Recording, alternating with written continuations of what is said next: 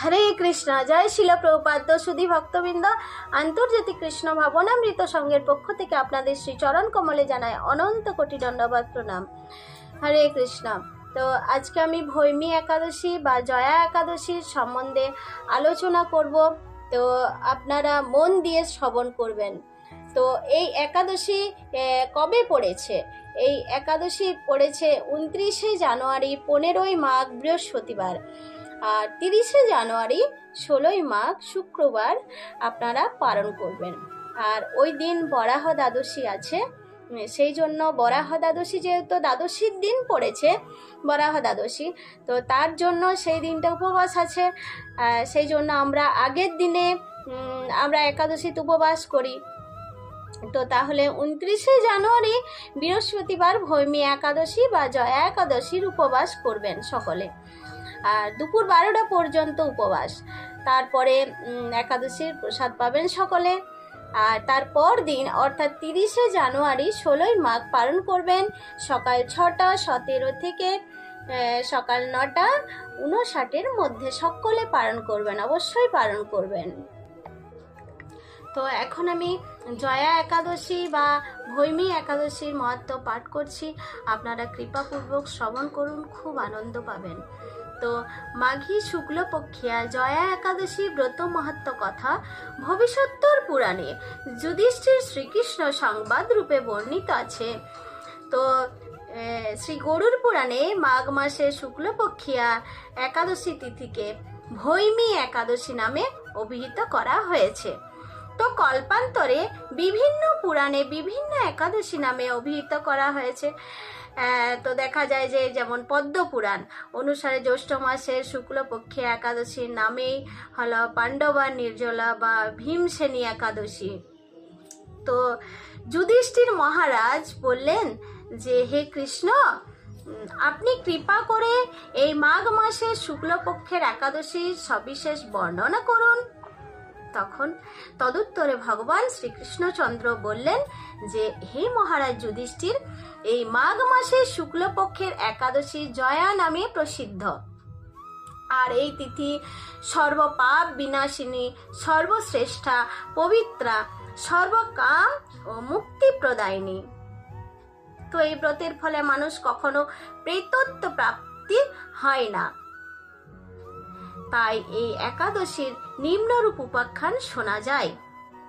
তো এক সময় স্বর্গলোকে ইন্দ্র রাজত্ব করছিলেন, আর সেখানে অন্য দেবতারাও বেশ সুখেই ছিলেন। তো তারা পারিজাত পুষ্প শোভিত নন্দন কাননে অপ্সরাদের সাথে বিহার করতেন। তারপর একদিন কি হলো, একদিন 50 কোটি অপ্সরা নায়ক দেবরাজ ইন্দ্রের স্বেচ্ছায় আনন্দ ভরে তাদের নৃত্য করতে বললেন, এবং নৃত্যের সাথে গন্ধর্বগণ গান করতে লাগলেন। আর পুষ্পদত্ত, চিত্রসেন প্রভৃতি প্রধান প্রধান গন্ধর্বেরাও সেখানে উপস্থিত ছিলেন। এবং এই চিত্রসেনের পত্নীর নাম মালিনী। তো তার পুষ্পবন্তী নামে তাদের এক কন্যা ছিল, অর্থাৎ চিত্রসেন আর মালিনীর একমাত্র কন্যা ছিল পুষ্পবন্তী নামে। তো পুষ্পদত্তের পুত্রের নাম মাল্যবান। তো এই মাল্যবান পুষ্পবন্তীর রূপে মুগ্ধ হয়েছিল, আর পুষ্পবন্তী পুনঃ পুনঃ কটাক্ষ দ্বারা মাল্যবানকে বশীভূত করেছিল।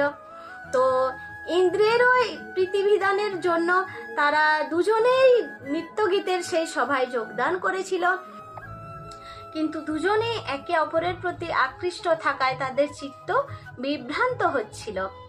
আর সেখানে তারা পরস্পর কেবল দৃষ্টিবদ্ধ অবস্থায় দাঁড়িয়ে থাকলো। তো তার ফলে গানের বিপর্যয় ঘটল। তো তাদের এরকম তাল মান ভঙ্গভাব দেখে তারা যে পরস্পর কামাসক্ত হয়েছে, এবং দেবরাজ ইন্দ্র তা বুঝতে পারলেন।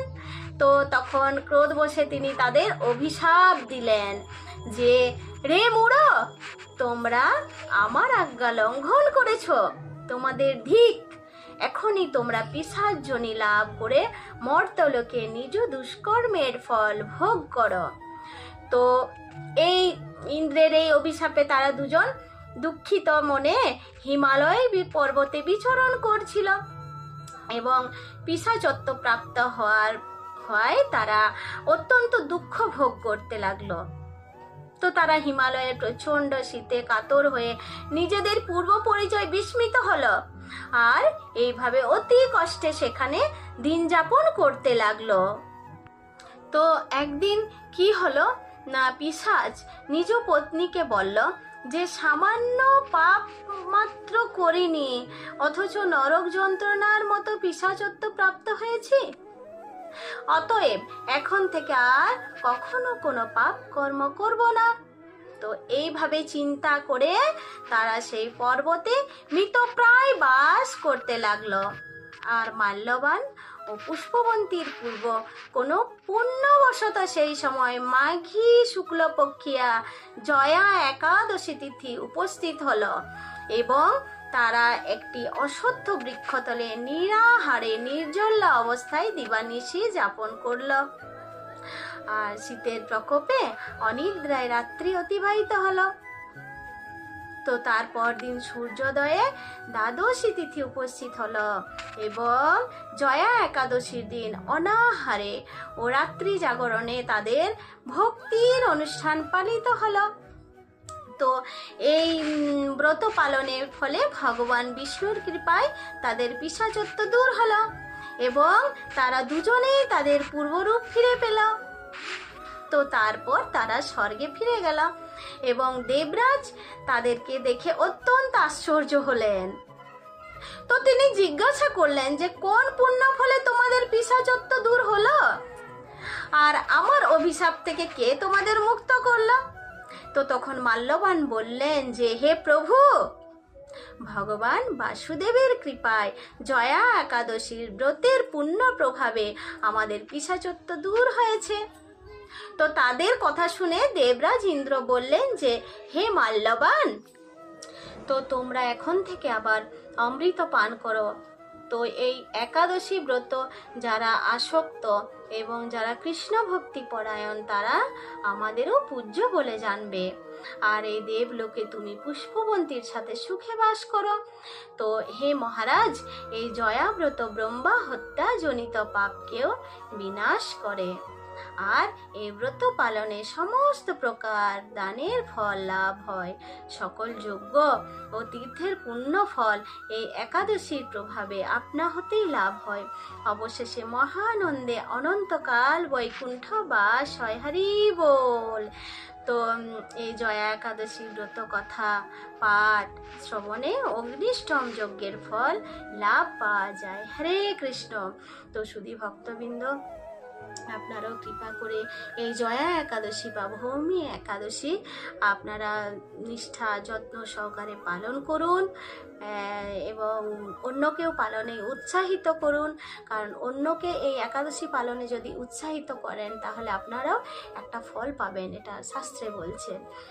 আর হরে কৃষ্ণ মহামন্ত্র জপ করুন। হরে কৃষ্ণ মহামন্ত্র জপ করে নিজের জীবনকে আনন্দময় করে তুলুন। হরে কৃষ্ণ কৃষ্ণ কৃষ্ণ হরে হরে, হরে রাম রাম রাম হরে হরে। ভৌমি একাদশী মাহাত্ম্য কি জয়। জগৎগুরু শিলা প্রভুপাদ কি জয়। পতিত পাবন গুরু মহারাজ কি জয়। অনন্ত কোটি বৈষ্ণব ভক্ত বৃন্দ কি জয়।